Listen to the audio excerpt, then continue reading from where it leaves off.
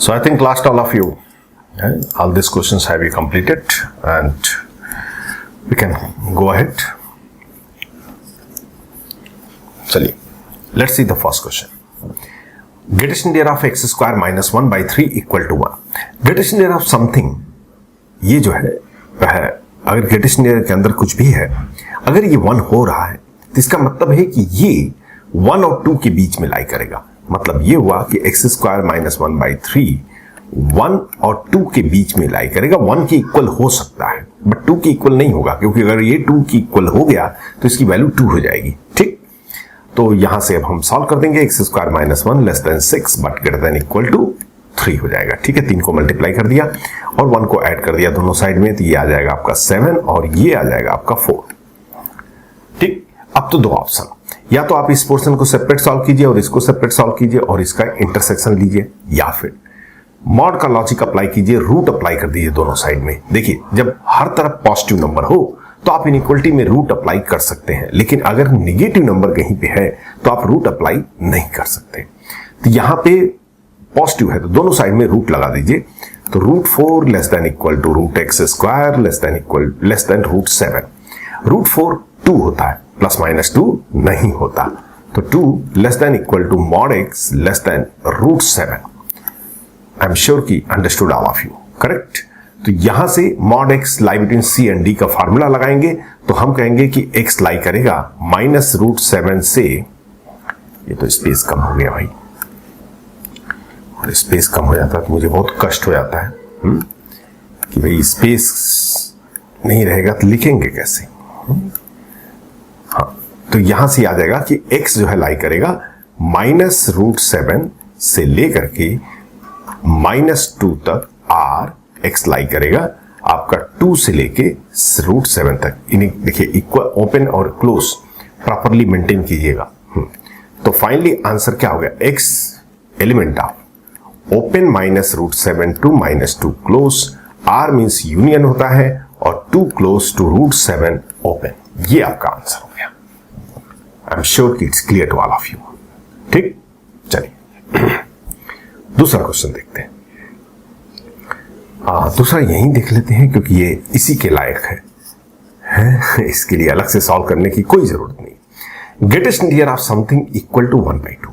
अब भैया प्लीज सीधे झटका पे फटका मत मारिएगा कि greatest integer x equal to n है तो x लाई करेगा n और n प्लस 1 के लिए. सही है, एकदम सही है, लेकिन ये तब सही है जब n इंटीजर हो.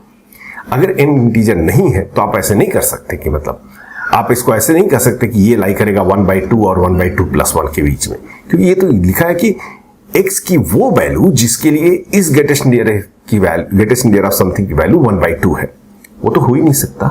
अरे कैसे होगा भाई, इसकी वैल्यू 1 बाई 2 कैसे हो जाएगी, किसी की वैल्यू नॉन इंटीजर तो हो ही नहीं सकती.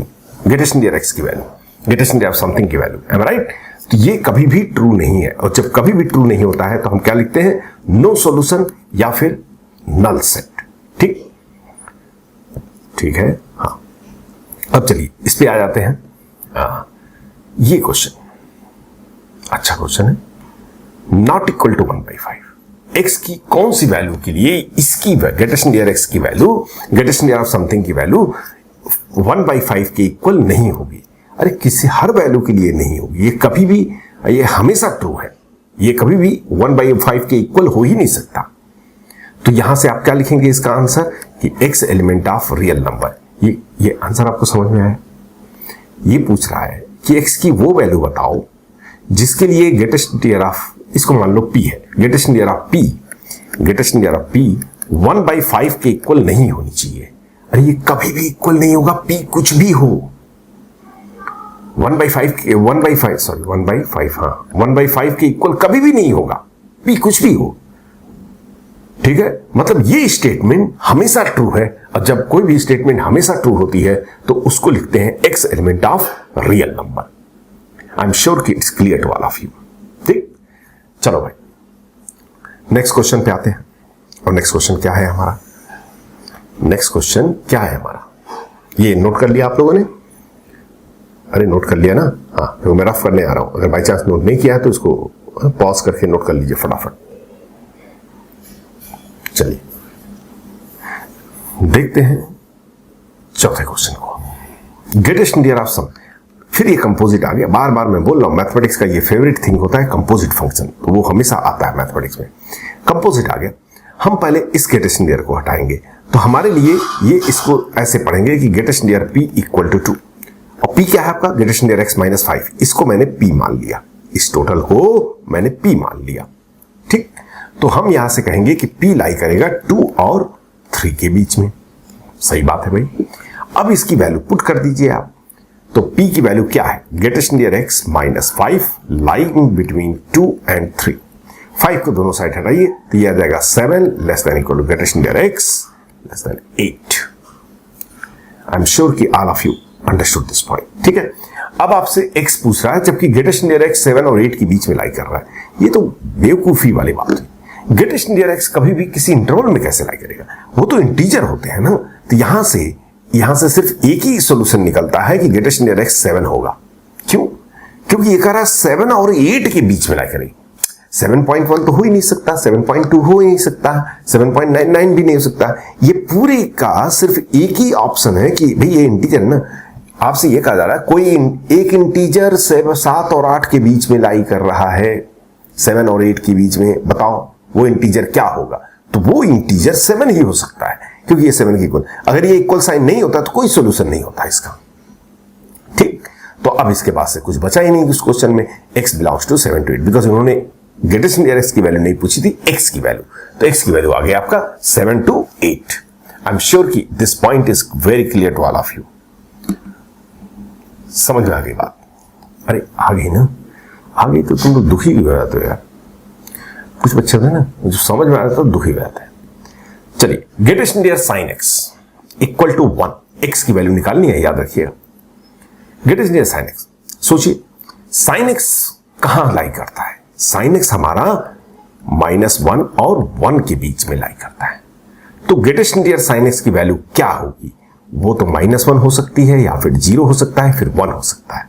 लेकिन ये 1 कब होगा? जब साइन x भी 1 होगा, क्योंकि साइन x ग्रेटर देन 1 नहीं होता है। अगर साइन x ग्रेटर देन 1 होता तब भी साइन x 1 हो जाता है, लेकिन साइन x तो ग्रेटर देन 1 होता नहीं है। तो अब ये बोल रहा है कि इसकी वैल्यू ये 1 होनी चाहिए। अगर हम इसको p ले लें, ध्यान दीजिएगा जरा से इस क्वेश्चन को। वैसे आप ध्यान तो किसी भी क्वेश्चन को देते हैं, मैं बोलने वाला था नहीं देते। अगर आप इसको जरा ध्यान से देखें, अगर हमने इसको p ले लिया, एक मिनट,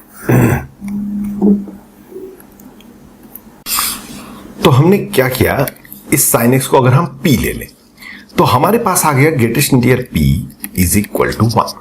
मतलब बात ये हो गई कि p जो है आपका लाई करेगा 1 और 2 के बीच में। ठीक, और p क्या था आपका? साइन x था। तो साइन x 1 लाई करेगा 1 और 2 के बीच। अरे भैया साइन x ग्रेटर देन 1 तो हो ही नहीं सकता। मतलब ये इनइक्वलिटी हमेशा ट्रू नहीं है, सिर्फ एक कंडीशन में ट्रू है कि साइन x 1 के इक्वल हो सकता है। मतलब इसका आउटपुट क्या आएगा कि साइन x इक्वल टू 1। अब यहां से x की वैल्यू निकाल लो। साइन x इक्वल टू 1 मतलब sine x equal to sine pi by 2। हमें क्योंकि ये पीरियोडिक फंक्शन है तो जनरल वैल्यू लिखना पड़ेगा। तो x equal to n pi plus -1 raise power n pi by 2। ठीक, फॉर्मूला आपको याद होगा, उसके बेस पे हमने डायरेक्ट फॉर्मूला लिया, डायरेक्ट आंसर लिख दिया। तो इसका सोल्यूशन ये हो गया। अरे ठीक है भाई, हाँ चलिए, तो ये कार्यक्रम तो हम लोग का हो गया, होमवर्क फिनिश, और ग्रेटेस्ट इंडियर की कुछ कुछ बातें आपको समझ में आ गई। ठीक, अब जब समझ में आ गई तो आगे बढ़ते हैं। अब हेडिंग दीजिए ग्राफ ऑफ, ये ग्राफ लिख दिया क्या मैंने? ग्राफ है भैया, हाँ, graph of y equal to greatest integer x। इसका ग्राफ भी देख लेते हैं लगे हाथ, क्योंकि ग्राफ के बिना तो काम चलता नहीं हम लोग का काम ग्राफ के बिना कैसे चलेगा। इसका ग्राफ कोई मेथड नहीं है, आपको सिर्फ केसेस बनाना पड़ेगा। पहले तो हम कोऑर्डिनेट एक्सेस बनाएंगे और उसके बाद से यहां पे इसको ग्राफ को प्लॉट करेंगे। उतना भी टफ नहीं है, चिंता मत कीजिए। ग्रेटेस्ट इंडियर x का ग्राफ सोचिए, अगर x 0 है तो हम किसका ग्राफ बना रहे हैं? y equal to greatest integer x का। अगर x 0 है तो y की वैल्यू क्या होगी? 0 होगी। मतलब ये ग्राफ ओरिजिन पे रहेगा। ठीक, अब आगे बढ़िए, राइट साइड, पहले राइट साइड बनाते हैं फिर लेफ्ट साइड बनाते हैं। राइट साइड बढ़ता हूं मैं, अरे बढ़ू ना, हाँ। अगर मैं राइट साइड बढ़ता हूं तो अगर x 0.1 हो गया तब भी 0, 0.2 हो गया तब भी 0, मतलब ये y 0 कब तक रहेगा, 1 तक रहेगा ना, तो इसको 1 तक बढ़ा देते हैं ये। बट ये 1 पे 1 नहीं होगा, 1 पे ये ओपन हो जाएगा, 1 पे ये ओपन हो जाएगा ये ग्राफ। क्यों? क्योंकि जैसे ही x 1 हुआ तो y की वैल्यू 1 हो जाएगी, ये 1 हो गया। फिर 1 से लेकर के 2 तक ये 1 ही रहेगा, और जैसे ही 2 हुआ, जैसे ही 2 पे पहुंचा मैं, ये 2 नहीं रहेगा, अब ये 1 नहीं रहेगा, ये 2 बन जाएगा, ठीक। और कुछ यूं। अब आपको पैटर्न समझ में आ गया होगा, आ गया कि नहीं आ गया? बस इसी पैटर्न को खींचते जाइए, ग्राफ आपकी बनती जाएगी, ठीक। लेफ्ट साइड में क्लोज रहेगा, राइट साइड में ओपन रहेगा, साफ सी बात है, ये हो गया। और इसी पैटर्न को इस साइड खींच दीजिए, मीन्स लेफ्ट राइट साइड में ओपन होगा, लेफ्ट साइड में क्लोज होगा, ये लीजिए, ये आपका -1 हो गया। और ये लीजिए, ये आपका -2 हो गया, ठीक। ऐसे ग्राफ बहुत जरूरी है, बिना ग्राफ के तो मैं एक कदम नहीं चल पाता हूं, और उम्मीद करता हूं कि आपको समझ में आ रहा है। और ये प्रोसेस कंटिन्यूअसली चलता रहेगा। यही है ग्रेटेस्ट इंडियन एक्स का ग्राफ। अगर आप इसे ध्यान से देखें तो यहां पे y वैल्यू हमेशा एक इंटीजर है, y वैल्यू हमेशा एक इंटीजर, x कुछ भी हो सकता है बट y हमेशा इंटीजर है, या तो 0 होगा या 1 होगा या 2 होगा या 3 होगा, ऐसे ही ये ग्राफ आने। ये अगर आप थोड़ा मैथ्स को भूल करके वैसे देखें, किसी नॉन मैथमेटिक्स पर्सन को दिखाएं तो कहें, बोलेंगे भाई सीढ़ी बनाए हो गया तुम, ये तो सीढ़ियों जैसा लग रहा है, थोड़ा इसे मिला दो ताकि एकदम सीढ़ी जैसा दिखाई दे, सीढ़ी सीढ़ी स्टेप्स। तो ये स्टेप की तरह दिखता है, इसलिए कुछ जगह पे कुछ लोग इसका नाम अपनी तरफ से बना दिए हैं स्टेप फंक्शन। कौन फंक्शन? Step function. याद रखिए, ऐसा कोई मैथमेटिकल नेम नहीं होता है, ये कुछ जगह पे बहुत पॉपुलर है, स्पेशली जो आंध्रा और तेलंगाना के बच्चे होते हैं वो इसको स्टेप फंक्शन नहीं बोलोगे, ग्रेटेस्ट इंडिया बोलोगे तो आपको कुछ बच्चों को तो समझ में ही नहीं आएगा, वो स्टेप फंक्शन के नाम से ही जानते हैं इसको।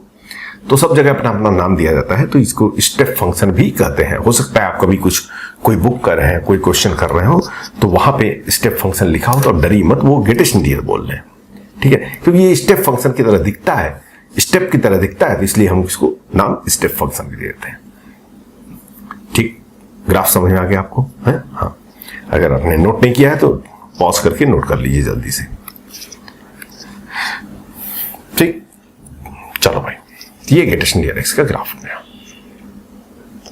आइए आगे चलते हैं। कहां चलते हैं?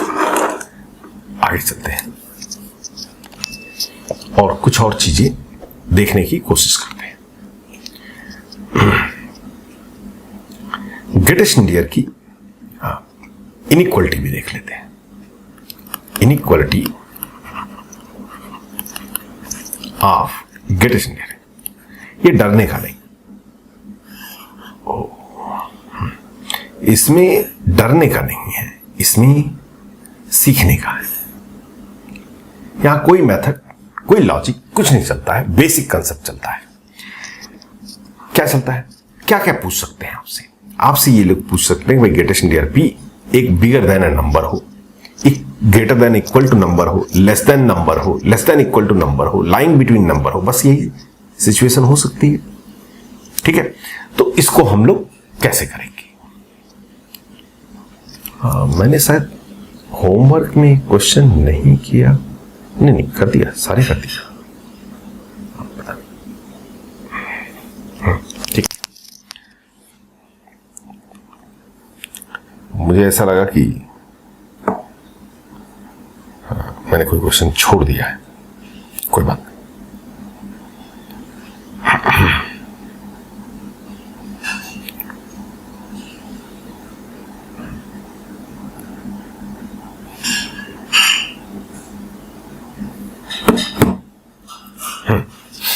तो कैसे करेंगे इसको तो आप बेसिक लॉजिक सीखिए। तो मैं सीधे जो है क्वेश्चन कराता हूं आपको, और फिर वैसी क्वेश्चन से हम कुछ पॉइंट्स नोट करते जाएंगे। अगर आपको याद करना होगा तो याद कर लेना, वैसे याद करने की जरूरत नहीं, क्योंकि एक बार आप समझ गए तो फिर उसी बेस पे करना। वैसे कौन सा है मुझे भी याद नहीं है। अभी आप तुरंत से पूछेंगे कोई फॉर्मूला बताओ इसका, मैं सही में नहीं बता पाऊंगा, तुरंत 0/100 मार्क्स आएंगे मेरे। अगर आप टेस्ट लिख लो कि फार्मूला बताने का टेस्ट, तो मैं एक भी नहीं बता पाऊंगा। हाँ, क्वेश्चन सारे सॉल्व कर दूंगा, बट फार्मूला नहीं बता पाऊंगा, क्योंकि फार्मूला तो याद ही नहीं रहता। मतलब इस टाइप के फार्मूला, ये स्टैंडर्ड फार्मूला नहीं। अब स्टैंडर्ड फार्मूला मतलब sin theta equal to sin alpha, ये तो याद रहना चाहिए आपको। ये मुझे भी याद है कि थीटा क्या होगा, ठीक है। लेकिन ये सारे स्टैंडर्ड फार्मूले नहीं होते हैं। जो स्टैंडर्ड फार्मूले नहीं होते हैं वो एक्चुअली एक टाइप ऑफ क्वेश्चन है। कुछ बुक्स में उसे फार्मूला की तरह दिखा देते हैं, मैं भी आपको फार्मूला की तरह लिखा दूंगा, बट उसकी कोई जरूरत नहीं होती है। ये सिर्फ इसलिए हम लिखते हैं कि जब हम रिवाइज करते रहें तो हमें पता रहे कि ये केसेस हो सकते हैं, तो उसको एक बार पॉइंट आउट कर लें, ठीक। चलिए, सपोज कर लीजिए कि आपसे क्वेश्चन पूछा जाए कि find x if greatest near x is greater than 2।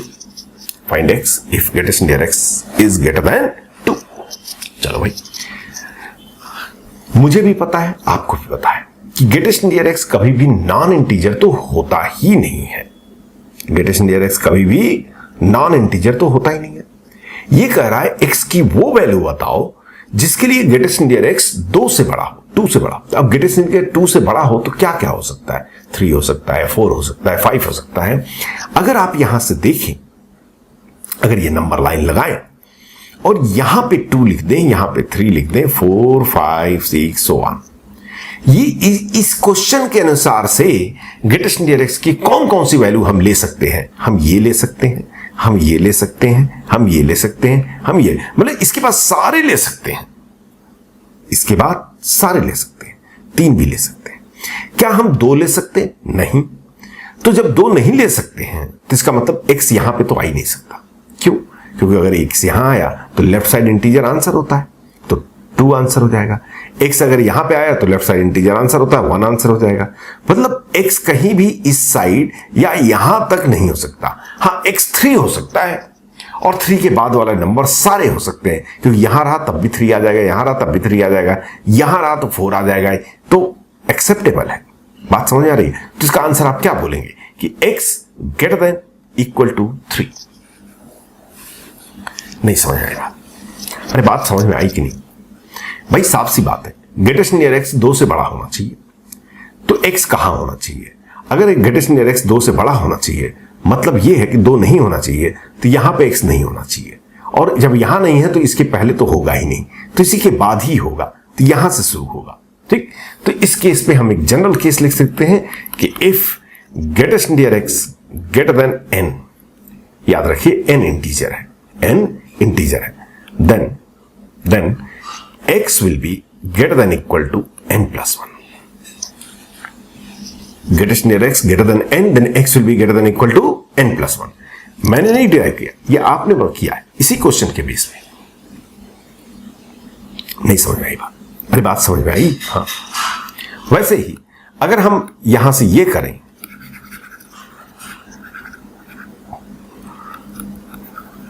यहां से क्या करें, ये करते हैं greater than equal to 2, greater than equal to 2, मतलब अब हमें कौन कौन सा इंटीजर चाहिए?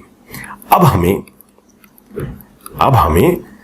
2 भी चलेगा, हमें साथ 3 भी चलेगा, मतलब ये भी हमें चाहिए, ये भी चाहिए, ये भी चाहिए, ये भी चाहिए, सारे चाहिए, मतलब ये चाहिए। अगर ये चाहिए तो x यहां हो सकता है, ठीक।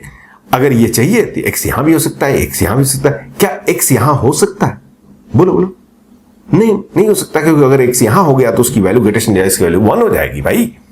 तो x यहां नहीं हो सकता, x यहां नहीं हो सकता, यहां नहीं हो सकता, इसके पहले तो होगा ही नहीं, ठीक।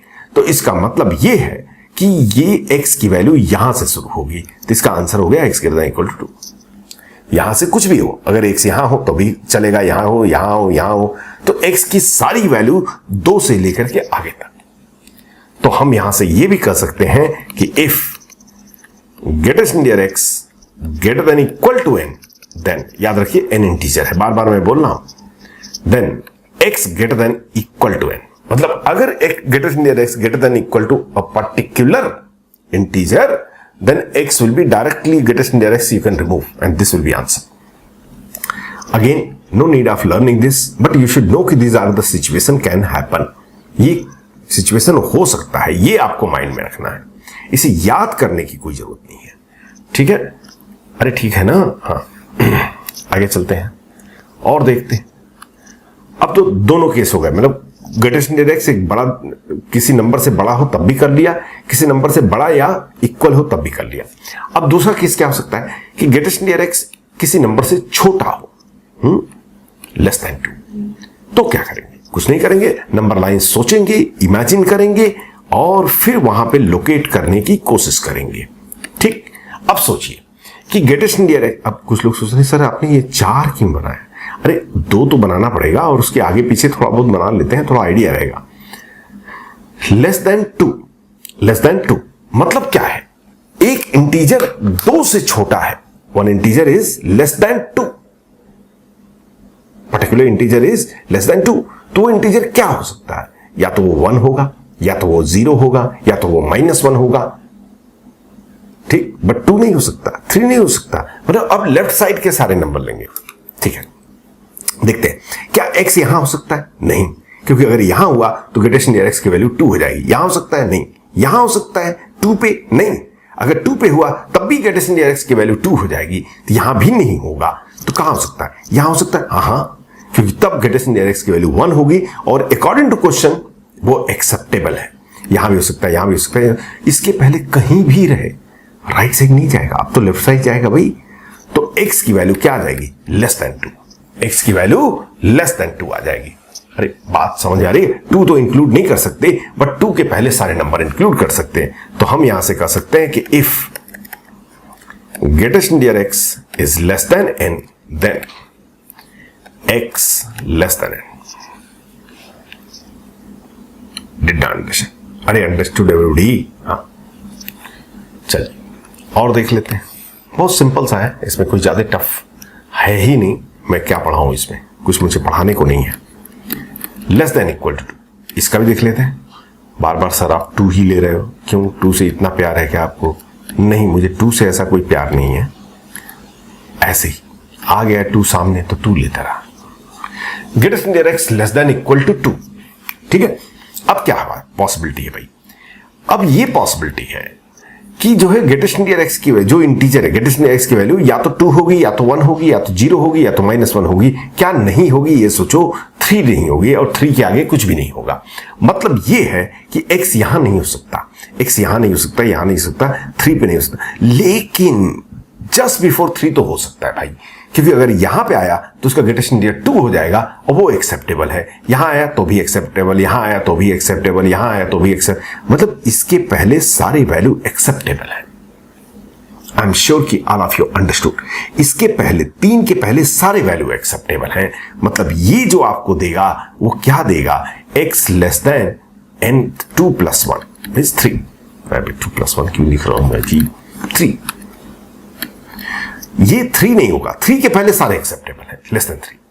तो यहां से आप क्या बोलेंगे कि if greatest index less than equal to n, then x less than n + 1। मुझे भी ये याद नहीं है, ऑनेस्टली बोल रहा हूं मैं, मुझे कुछ भी इसमें याद नहीं है। मैं क्वेश्चन बना रहा हूं, उसके बेस पे डिराइव कर दे रहा हूं और यही काम आपको भी करना है। इसमें कोई बहुत तोप वाला काम नहीं है, ये तो बहुत छोटी सी चीज है भाई, है? हाँ, ठीक। अब कुछ लोग सोचेंगे कि भाई सर अगर ये इंटीजर किसी 2 नंबर के बीच में लाई करता है तो क्या करेंगे? उसके लिए भी हम बना सकते हैं, ऐसे कोई बड़ी चीज नहीं है भाई, लेकिन क्यों बनाए? अगर आपसे क्वेश्चन ये पूछ रहा है, सपोज कर लो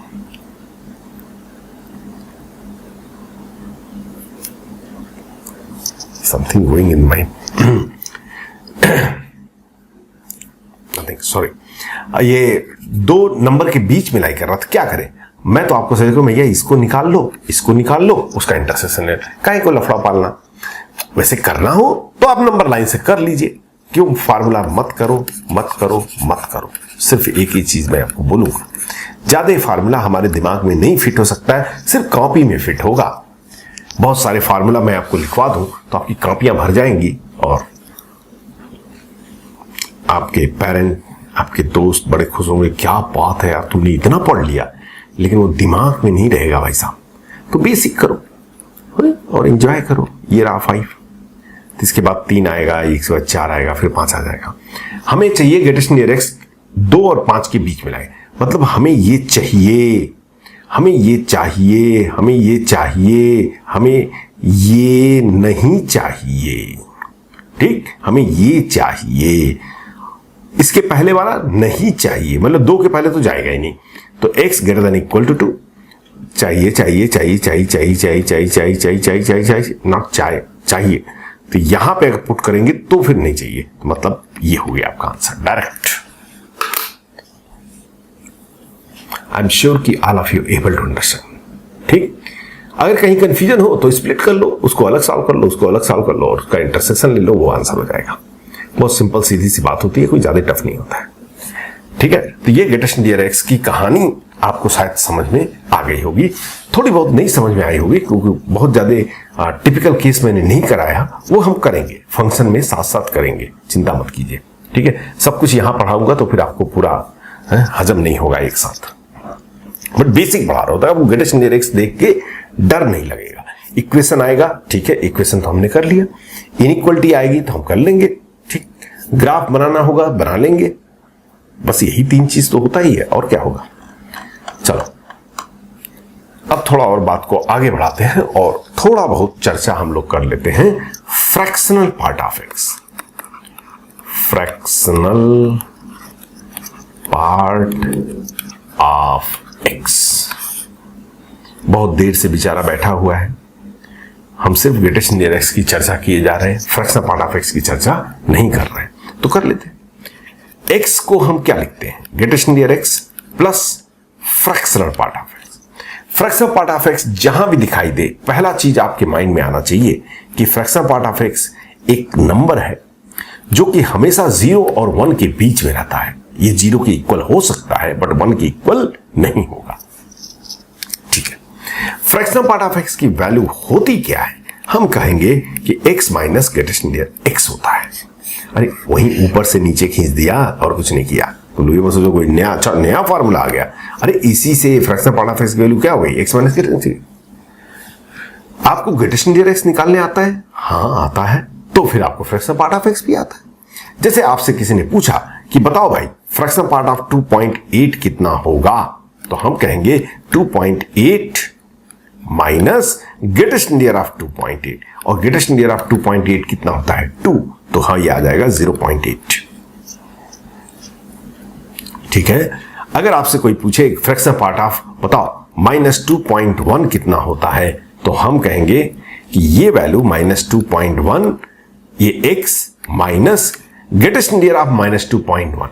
what is the greatest near of minus 2.1? Minus 2.1 किस में लाई करेगा, -3 और -2 के बीच में लाई करेगा, तो ग्रेटेस्ट नियर कितना हो जाएगा, -3 हो जाएगा ये, तो माइनस माइनस प्लस, तो 3 minus 2.1 and that will become 0.9। 0.9 ठीक, अरे ठीक है ना। हाँ, तो फ्रैक्शनल पार्ट ऑफ एक्स की वैल्यू हमेशा x माइनस ग्रेटेस्ट है। जब भी आपको फ्रैक्शनल पार्ट ऑफ एक्स में कहीं पर भी कंफ्यूजन हो तो आप direct fractional part of x की वैल्यू ना निकालें, उसकी बजाय मैं आपको सजेस्ट करूंगा कि आप सीधे ये यूज करें, क्योंकि हम ग्रेटेस्ट नियर एक्स में ज्यादा कंफर्टेबल होते हैं rather than that fractional part of x. तो ग्रेटेस्ट नियर एक्स को निकाल लो और ये फॉर्मूला अप्लाई करके आप फ्रैक्शनल पार्ट ऑफ एक्स की वैल्यू निकाल लीजिए। ठीक है, वैसे निकाल लिया करेंगे। अरे बात समझ में आई? हाँ, तो बात समझ में आ गई तो इसका ग्राफ भी बना ले हम लोग। Graph of y equal to fractional part of x. चलिए तो बनाने की कोशिश करते हैं। ये हो गया आपका x एक्सिस, ये हो गया आपका y एक्सिस, और अब कहानी को शुरू करते हैं। ध्यान दीजिए, अगर x 0 है तो अगर x जीरो है तो फ्रैक्शनल पार्ट ऑफ जीरो क्या होगा? जीरो।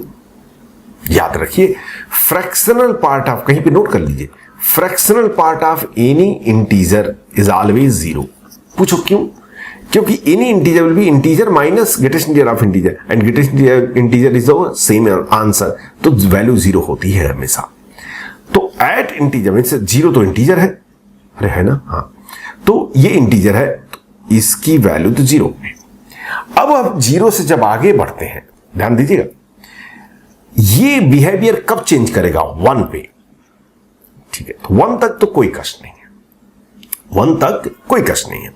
अगर सोचो अगर आपका x 0 और 1 के बीच में लाई, क्योंकि 0 पे तो हमें वैल्यू पता है 0 है, अगर x 0 और 1 के बीच में लाई कर रहा है, ध्यान दीजिएगा, x 0 और 1 के बीच में लाई कर रहा है, तो ग्रेटेस्ट नियर x की वैल्यू कितनी होगी? 0 होगी। अगर x 0 और 1 के बीच में लाई कर रहा है तो ग्रेटेस्ट नियर x की वैल्यू कितनी होगी? 0 होगी। तो वो इसका मतलब हो गया कि fractional part of x equal to x if x is between 0 and 1। हम ये पॉइंट लिख सकते हैं नहीं? बोलिए भाई।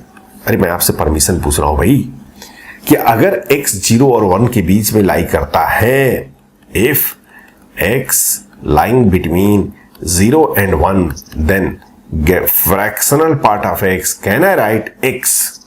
Yes. Yes. तो यस का इसका ग्राफ बना दो, y इक्वल टू एक्स का ग्राफ, ये रहा y इक्वल टू एक्स का, ये रहा y इक्वल टू, बट 1 पे ओपन रहेगा। क्यों भाई? क्योंकि एट 1 पे तो फिर से फ्रैक्शनल पार्ट ऑफ x क्या हो जाएगा? 0 हो जाएगा, तो फिर से 0।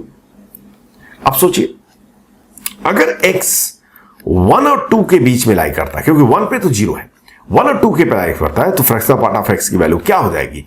x minus greatest near x। अगर x 1 और 2 के बीच में है तो ग्रेटेस्ट नियर x की वैल्यू तो 1 हो जाएगी, तो x माइनस 1। मतलब हमें x माइनस 1 का ग्राफ बनाना है। ये आपका y इक्वल टू एक्स का ग्राफ है, x माइनस 1 का ग्राफ बनाना है। इसी ग्राफ को हम खींच देंगे कहां? 1 unit right side, graph method, first method. x को हमने x माइनस 1 से रिप्लेस किया है, ये रहा। फिर जब ये 2 और 3 के बीच में लाई करेगा, एट 2 पे तो फिर ये 0 हो जाएगा, ठीक। जब x 2 और 3 के बीच में लाई करेगा तो फ्रैक्शनल पार्ट ऑफ x की वैल्यू x माइनस 2 हो जाएगी। तो हम ये कह सकते हैं इन जनरल कि if x is lying between n and n plus 1, n and n plus 1, तो फ्रैक्शनल पार्ट ऑफ x की वैल्यू x माइनस n होगी। तो अगर x 2 और 3 के बीच में लाई कर रहा है तो greatest fractional part of x की वैल्यू x माइनस 2 हो जाएगी। मतलब ये x माइनस 1 का ग्राफ है, 1 यूनिट इसे फिर से खींचो, या तो अगर इसको खींचना है तो 2 यूनिट खींचो, क्योंकि ये x है, x से 2 सब्ट्रैक्ट कर रहे हैं तो x माइनस 2 आएगा। यहां से अगर बनाना है तो ये x माइनस 1 है, तो इसमें से 1 ही सब्ट्रैक्ट करना पड़ेगा। तो इसका मतलब ये हो गया कि ये ग्राफ कुछ यूं, अरे भैया तुम कहां घूम गए यार। ये कंप्यूटर क्या करता ना, अपनी बुद्धि लगा देता कभी भी ऐसे। अब हमें पैटर्न समझ में आ गया भाई। अब इसके आगे हम ये सब नहीं करेंगे, डायरेक्ट खींचते रहेंगे। खींचातानी ही तो करना है, और क्या करना। और उसमें आप लोग मास्टर, खींचातानी करने, ये याद रखिए, ये सारे बराबर हैं। मैं ग्राफ बना रहा हूं तो थोड़ा गड़बड़ हो रहा है, बट ये सारे के सारे बराबर हैं। मतलब हाइट सबकी 1 है, हाइट सबकी 1 है। ये ऐसे ऐसे से आता जाएगा। फ्रैक्शनल पार्ट ऑफ एक्स का graph y equal to fractional part of x का ग्राफ, ये हो गया। अगर आपसे पूछा जाए ये किसका ग्राफ है, तो y equal to fractional part of x का। अगर कोई पूछे आपसे कि ये किसका, ये सिर्फ इतना लाइन किसका है, y इक्वल टू एक्स, ये कौन है, y equal to x minus 1, ये कौन है, y equal to x minus 2, ये कौन है, y equal to x minus 3, ये कौन है, x माइनस 4। अगर यहीं पे कहीं 100 के ऊपर बना हो तो x माइनस 100। ये कौन है भाई, ये महानुभाव कौन है, ये पॉइंट माइनस 1 है, तो इसका इक्वेशन क्या होगा, y equal to x minus minus 1 means x plus 1, ये y equal to x plus 2। ये ऐसे ग्राफ है। तो आप ग्राफ से भी देख रहे हैं, तो ये ग्राफ हमेशा किस में लाई कर रहा है, 0 और 1 के बीच में लाई कर रहा है। किस में लाई कर रहा है, 0 1। इसलिए फ्रैक्शनल पार्ट ऑफ x की वैल्यू हमेशा 0 और 1 के बीच में लाई करती है। फ्रैक्शनल पार्ट ऑफ x की वैल्यू हमेशा किस में लाई करती है, 0 और 1 के बीच में लाई करती है। ये ग्राफ से भी हम भली भांति समझ गए, ठीक। अरे ठीक है भाई, हाँ चलिए आगे बढ़ते हैं और कहानी पूरा करते हैं।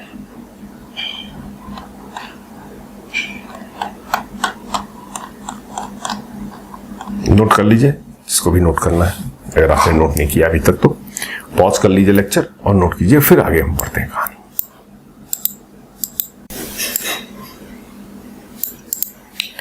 वैसे फ्रैक्शन पार्ट ऑफ एक्स की कुछ प्रॉपर्टीज होती हैं, कुछ नहीं बहुत सारी प्रॉपर्टी होती है, वो मैं धीरे धीरे फंक्शन में पढ़ाऊंगा आपको।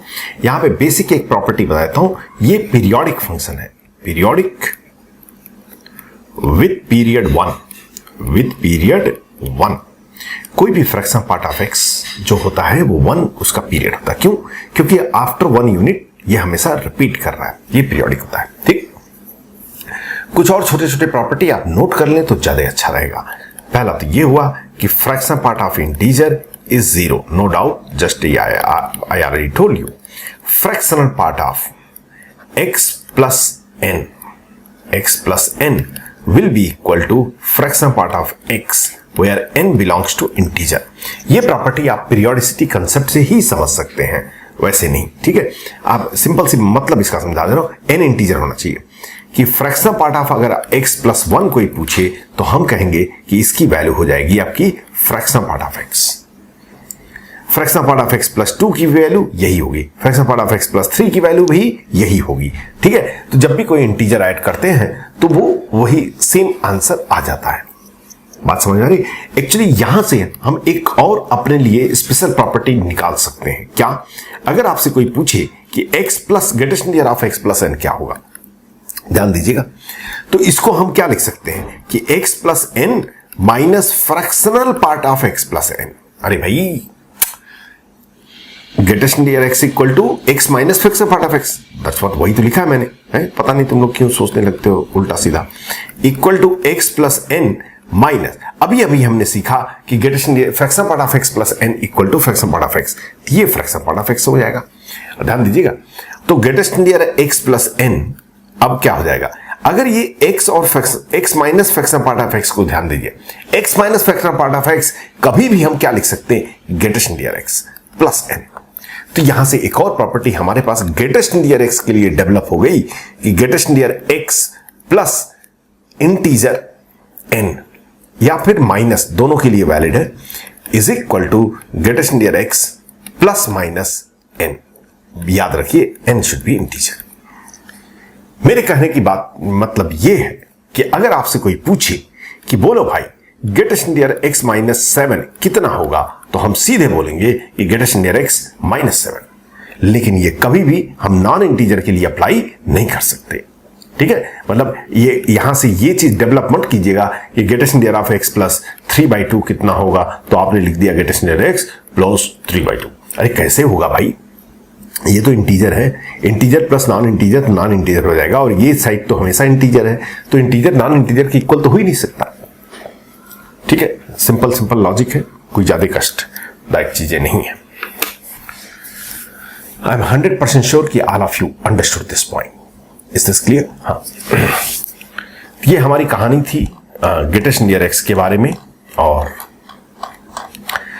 इस कहानी को खत्म करने से पहले थोड़ा 1-2 क्वेश्चंस इस पे हो जाए। इस पे बड़े अच्छे क्वेश्चन बनाए जाते हैं, और वो हम देखते हैं इन द इक्वेशन चैप्टर।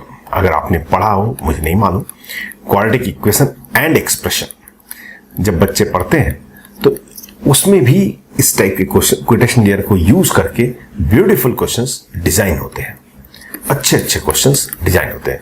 जैसे मैं आपको एक JEE 95 का एक क्वेश्चन दिखाता हूं।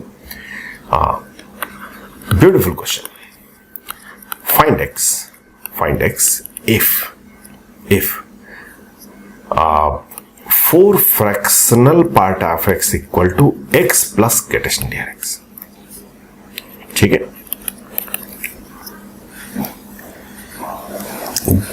4 फ्रैक्शनल पार्ट ऑफ, एक्चुअली ये कैलकुलस में करने की कोई जरूरत नहीं है इसकी, ये आपने शायद कुछ बच्चों ने करके भी बैठे होंगे। ठीक है, आप एक बार और देख लीजिए,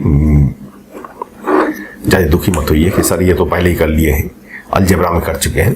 ये क्वाड्रेटिक इक्वेशन एंड एक्सप्रेशन का है, ये सिर्फ इसलिए करा रहा हूं थोड़ा सा हम लोग को बेसिक आइडिया हो जाए greatest integer fractional part of x के बारे में। तो यहां से x पूछा जाता है। ये भी एक इक्वेशन है, बट ये इक्वेशन में x भी है, ग्रेटेस्ट इंटीजर x भी है, फ्रैक्शनल पार्ट ऑफ x भी है, सब कुछ मिले पड़े हैं। कोई बात नहीं, करेंगे हम, समस्या कुछ नहीं। क्या करते हैं ऐसे क्वेश्चन में? ऐसे क्वेश्चन में हमेशा एक चीज ध्यान में रखते हैं कि ये एक्चुअली वेरिएबल तो एक ही है x, बट ये 3 डिफरेंट फॉर्म में। तो हम इसे मान लेते हैं कि ये 3 वेरिएबल है।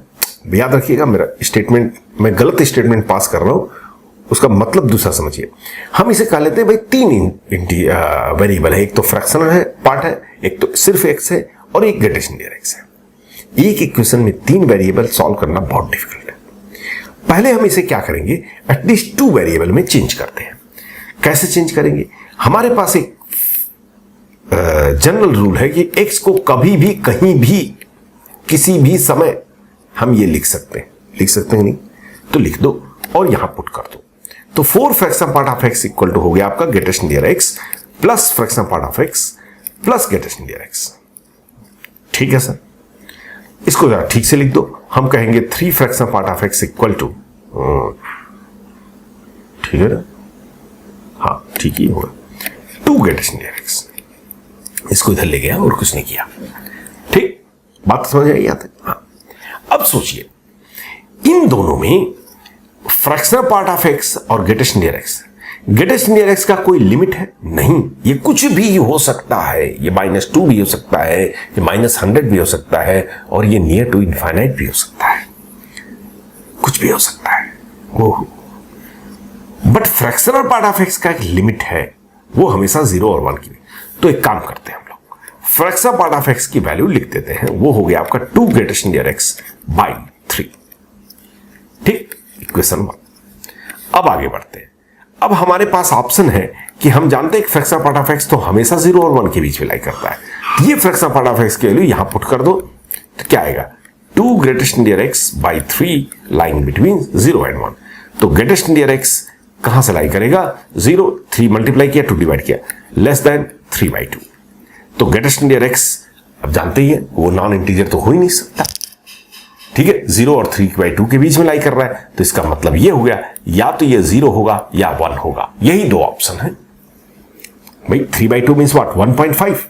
अगर मैं कह रहा हूं एक इंटीजर 0 और 1.5 के बीच में है, बताओ वो कौन सा इंटीजर है, तो आप क्या कहेंगे? वो 0 होगा और 1 होगा, और कोई ऑप्शन नहीं है। ग्रेटेस्ट इंटीजर x हमें मिल गया। अरे ये तो क्वेश्चन सॉल्व हो गया भाई। हमारे पास ग्रेटेस्ट इंटीजर x आ गया। इसको हम जो है इक्वेशन 1 में अगर पुट कर दें तो हमारे पास x आ जाएगा, फ्रैक्शनल पार्ट ऑफ x आ जाएगा। तो फ्रैक्शनल पार्ट ऑफ x क्या होगा? जब 0 पुट करेंगे तो ये वैल्यू 0 हो जाएगी, और जब 1 पुट करेंगे तो ये वैल्यू 2/3 हो जाएगी। लेकिन हमें तो x चाहिए। कोई बात नहीं भाई, हमें मालूम है कि x की value greatest integer x plus fractional part of x होता है। तो x की value this plus this means 0 + 0 0, या फिर 1 + 2/3, या कहिए 5/3। ये सॉल्यूशन हो गया, x = 0 एंड 5/3। ये इसका आंसर है। Simple logic, question based question, ज्यादा टफ नहीं है। थोड़ा सा लॉजिक अप्लाई करना है और कुछ नहीं करना है इसमें। ठीक है, लेकिन ये सब तभी कर सकते हैं जबकि क्या हो? लीनियर हो। कहीं अगर क्वाड्रेटिक बन गया, क्यूबिक बन गया, तो फिर आत्मा बाहर आ जाती है। बट क्वेश्चन तो होते हैं, क्वेश्चन तो होते हैं। चलिए भाई,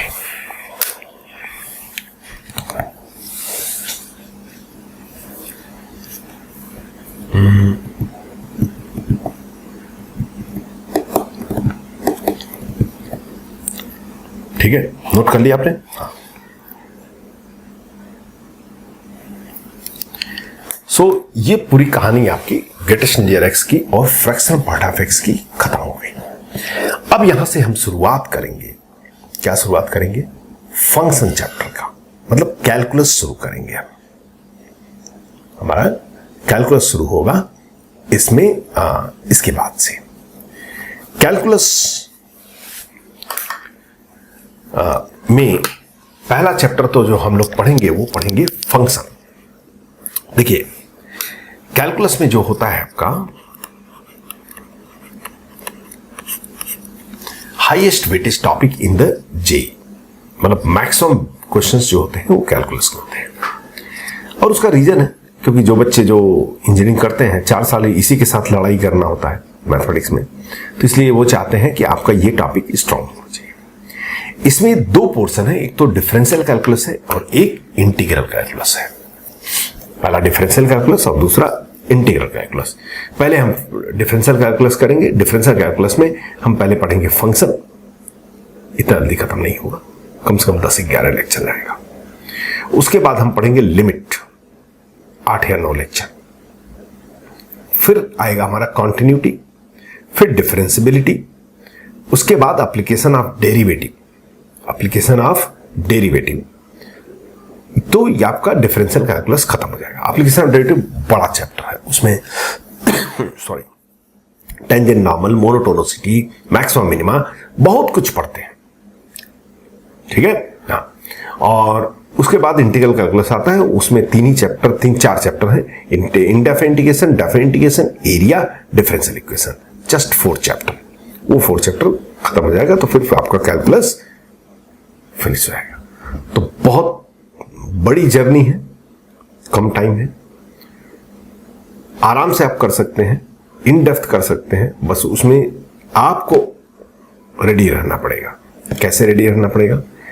जो होमवर्क दिया जाए वो किया जाए प्रॉपर तरीके से, और जैसे ही मैं क्वेश्चंस कर रहा हूं, आपके पास जो भी मटेरियल है, जो भी बुक है, कहीं से भी है, किसी जगह से है, मुझे उससे कोई लेना। दुनिया में कोई भी बुक खराब नहीं होती है, कोई बुक बहुत अच्छी नहीं, कोई बुक बहुत खराब नहीं। वही बुक कीजिए जिसमें मिस्टेक्स थोड़ा कम हो, ठीक है। आप क्वेश्चन प्रैक्टिस कीजिए। मैं किसी भी बुक को यहां पे रेफर नहीं कर रहा हूं, आप किसी भी बुक को लीजिए, मेरे लिए कोई समस्या नहीं है।